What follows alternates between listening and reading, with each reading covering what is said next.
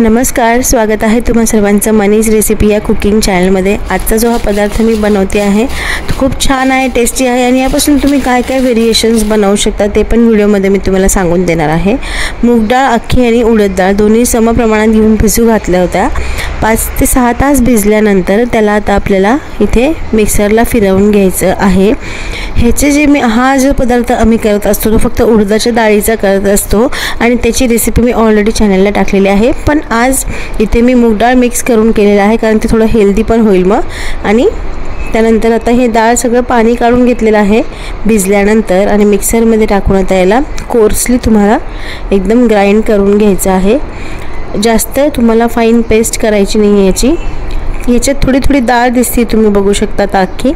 ह्या प्रकारे तुम्हाला आता सगळी डाळ मिक्सरला फिरवून घ्यायची आहे। एक बॅच झालेली आहे, दुसऱ्या बॅचमध्ये मी टाकलेला आहे अद्रक, लसूण आणि त्याचबरोबर हिरव्या मिरच्या। तुम्हाला चवीनुसार तिखट कमी जास्त किती त्या टाकायच्या आहे, पण मी जास्तच टाकणार आहे कारण तिखटच हे चांगले लागतात वडे।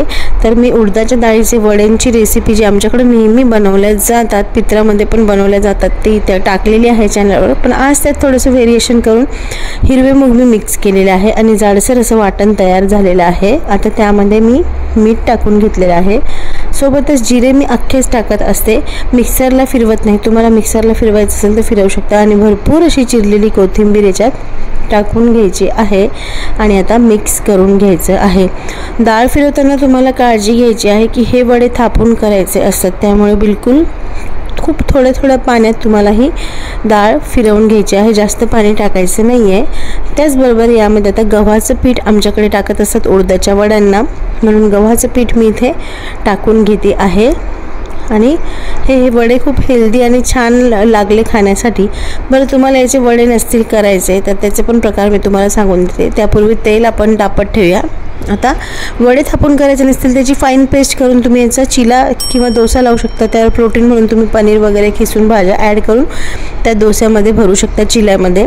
त्यानंतर ते नसेल करायचं तर आप्पे बनवू शकता, आप्पे नसेल करायचं तर थोडं पाणी मिक्स करून याचं उत्तप्पा, डोसा किंवा इडली असे प्रकार तुम्ही बनवू शकता। आणि हे आता वडे अशा प्रकारे बटर पेपरला तेल लावून घेतलेलं आहे। पेपर नसेल तर तुम्ही पिशवी, दुधाची बॅग वगैरे जे जाड असं असेल प्लास्टिक ते वापरू शकता। आणि मध्ये असं छिद्र पाडून घ्यायचं आहे थापल्यावर, म्हणून वाटताना थोडं कमी पाणी तुम्हाला घालून वाटायचं आहे, म्हणजे मग ते थापता आलं पाहिजे वडे। आणि तेल आता गरम झाल्यानंतर हे वडे आता त्यामध्ये आपल्याला सोडून द्यायचे आहे। थोडं तेल गरम असतं त्यामुळे वडा टाकताना हाताला चटका लागणार नाही याची काळजी घ्यायची। बऱ्याच वेळेला तेलात हात बुडतो किंवा तेलाचा चटका पण उडतो। आणि त्यानंतर मी आता बाकीचे वडा इथे थापून ठेवते आहे। आणि त्याचबरोबर जागा असते, बटर पेपर मोठा आहे म्हणून मी बाकीचा पण दुसरा वडे मी इथे जेवढे कढईमध्ये बसतील तेवढे 2-3 असे थापून ठेवलेले आहे। पण कधी जेव्हा तुमचा पहिला वडा तळत येत तुम्हाला तर काढायची वेळ येत आहे वड्याची असं समजलं तेव्हाच तुम्ही हे वडे थापायचे आहे। खूप पहिले तुम्ही जर थापून ठेवले तर काहीच फायदा नाही, ते चिटकून जातात, तुम्हाला उचलता पण येणार नाही। त्यामुळे जेव्हा पहिला वडा कढईतला बनत आला तेव्हा दुसरे तुम्ही थापून मग लगेच ते टाकू शकता। आणि आता बघू शकता हे वडे इतके टेस्टी लागतात। उडदाचे वडे मी टाकलेले आहे खाण्यासाठी आणि उडदाच्या डाळीचं मी भाजी पण टाकली आहे, ज्या उडदाच्या डाळीचं घूट असं म्हटलेलं आहे मी रेसिपी, ती पण खूप सगळ्यांना आवडली आहे, नक्की जाऊन बघा। आणि मस्त असा खमंग असा खरपूस वडा भाजून तळून तयार आहे। आणि हा वडा गरम गरम तर छान लागतोच, याबरोबर काहीच असं चटणी किंवा सॉस म्हणायचं असं गरज पडत नाही। पण आजकालच्या मुलांना सॉस शिवाय जमत नाही, नॉर्मलच हे वडे गरम गरम खाण्यासाठी खूप छान लागतात। वरण भात केलं फिक्कं एकदम साधं सपक वरण भात, त्याच्यासोबत हा वडा तोंडी लावायला खूप छान लागतो। तुम्ही जर बनवत असाल, खात असाल नुसते उडदाच्या डाळीचे वडे, मी त्याला आज मूग टाकून केलेले आहे, तर कशासोबत खातात ते नक्की कमेंट करून सांगा। आणि व्हिडिओ आत्तापर्यंत आवडला असेल तर व्हिडिओला एक लाईक होऊन जाऊ द्या। चॅनलला अजून सबस्क्राईब केलं नसेल तर मनीज रेसिपीला लवकर सबस्क्राईब करा आणि बेलच्या आयकॉनला प्रेस करून ठेवा। सोबतच आवडल्यास तुम्ही कमेंट फीडबॅक देऊ शकता। तर तुम्हाला हे वडे कशासोबत खायला आवडतं ते नक्की सांगा। आता राहिलेले वडे मी आता इथे तळून घेणार आहे गरम गरम।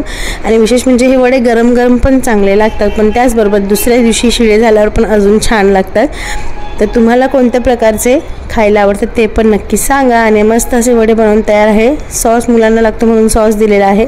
तसं याच्यामध्ये मिरच्या भरपूर टाकल्यामुळे झणझणीत हे तिखट छान लागतात नुसतेच खाण्यासाठी, त्याच्याबरोबर काहीच खायची गरज पडत नाही. तर तुम्हाला हवं त्यासोबत तुम्ही खाऊ शकता. हिरवी चटणी करू शकता पुदिन्याची.